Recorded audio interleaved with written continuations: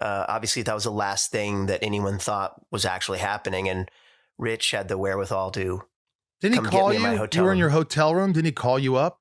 You want to take that, Rich? It was so it was in Toronto, and we were all going to go have a steak after wrapping it up on Sunday. And so the group, Jared, Jensen, Misha, Cliff, myself, and we were going to go, and Rob was on that list of people. We're going to walk across the street. It was like down the block and go have a steak, which we'd done the year before, kind of a thing we did in Toronto. And Rob was still signing autographs. We left. So like, all right, we'll just meet you there, Robbie. And you kind of was like, all right, waves us on. We're waiting. And I text him, hey, we're waiting. And he's like, not feeling it. And that is like, did not sound like Rob. Like, not feeling it. Like, we've been busting our hump for 72 hours. You're not going to come. What? So I called him and I said, hey, we're all waiting. We're not going to order until you get here because we don't want, get out here. Well, I'll order you a martini. And he was like, Rich, I don't know. I'm like, what do you mean you don't know? Yeah, I'm not feeling, I'm like, dude, you're stressed. I know you. You're wound like a banjo string. You're probably all, riddled with anxiety. Get out of the eye of the storm. Come on, over here. And he's like, no, I don't know. I'm not going to do it. And we hung up, and I was like, none of that made sense to me. And I can't explain why. I just went back to the guys, and I said, this doesn't make sense, man. I'm going back. I'm going to the hotel. This does not, something doesn't make sense. It just didn't sound right. It just, like, and I always make the joke, I've never known Rob to turn down a free martini. But that's the simple way of saying it. But it was like, there's just something not right. The way he was phrasing it, the energy that I know we just had in the middle of the day and we were planning on this, and just to do a 180 like that, I'm like, it's like when a 911 person knows, oh, there's somebody with a gun to this person's head on the other end of the phone. I should send the cops. Like, it was just a weird moment. Was he mumbling at all? Was it a mumble kind of like slurred speech thing? It was just an indecisive. He wasn't slurring. And I know this sounds again like a bit, but Rob's sort of natural speech pattern. And remember, it was going to progress and get worse as the night went on. But at this moment, his natural speech pattern lent itself to not revealing what was going on. His sort of, comedic, like, really? That became the speech pattern, but he wasn't coming out of it. It was like he would just keep doing that, as opposed to, Rich, I'm not feeling good, man. I got to lay down. I'm shot. That's a sentence. I could go, oh, okay. But it was more like, I don't know, I just feel, I don't know, man. And you're like, okay, it just didn't seem right. It just didn't seem right. So you went to the hotel. Did you go up to the room? I went to the hotel. I went to the room, and there was one of the handlers there who had walked him back to his room, and she looked concerned. I'm like, what? We have handlers walking us to and from our rooms. And she's like, I don't know, man. He just seemed out of it at the end of the autograph session. And I'm like, okay, I'll go talk to him. And she goes, but he didn't want anybody in there. And we're like, well, I'm going in there.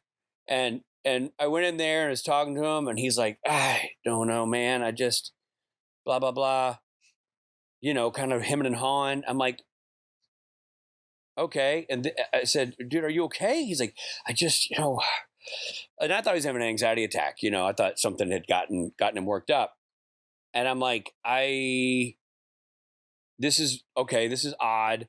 There's a guy who's a sound guy who has a, I don't know if he's a practicing physician anymore, but he had been. And I said, I told the gals, like, maybe go grab him and bring him up here.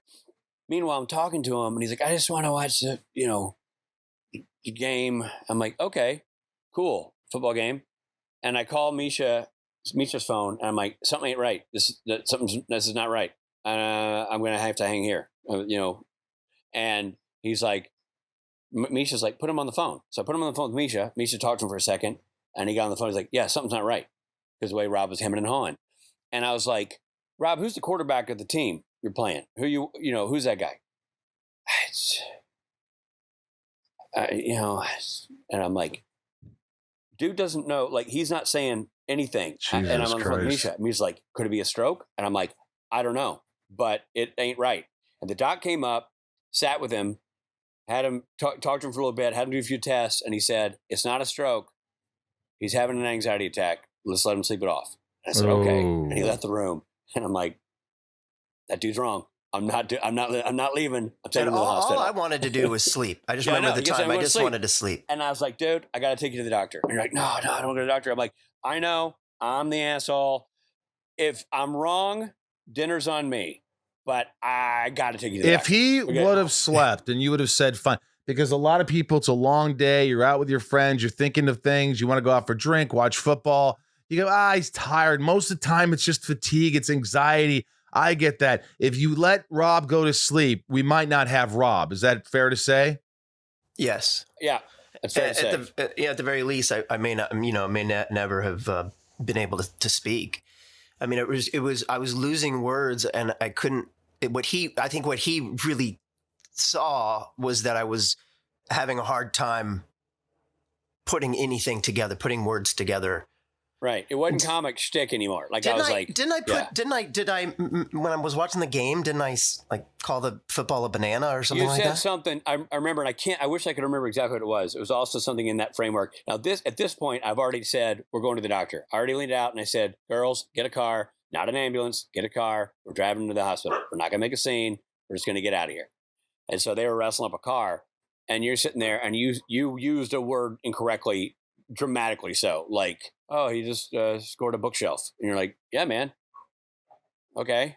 Like, you did something with a word replacement that you're like, right. And then we go to the hospital. And this is the thing that was, so I'm still thinking, and Rob, you leap in any time, man. I know it's your story, but I'm still thinking I'm wrong. It's anxiety. I'm being overly cautious here, but you know what? I'm going to err on caution. But in my mind, I'm like, you know how this plays out. You get over there and you find out your buddy's got indigestion, not a heart problem, whatever.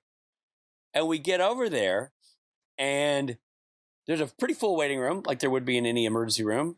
And we go up to sign in.